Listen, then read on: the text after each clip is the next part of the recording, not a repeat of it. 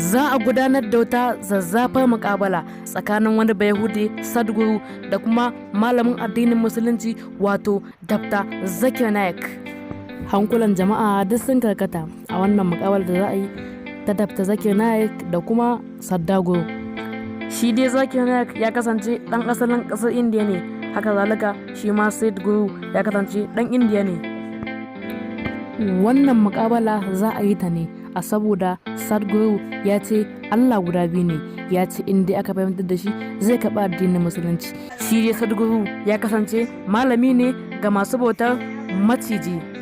Saboda haka yanzu jama'a ana neman addu'ar ku, domin kuwa idan Zakir Naik ya nasara akan wannan mutumi tamkar addinin musulunci ya yi nasara. Allah ka sa Dr. Zakir Naik ya nasara akan wannan Bayahudi Sadhguru. Yawwa jama'a muna neman addu'ar ku, Allah ya taimaka malam.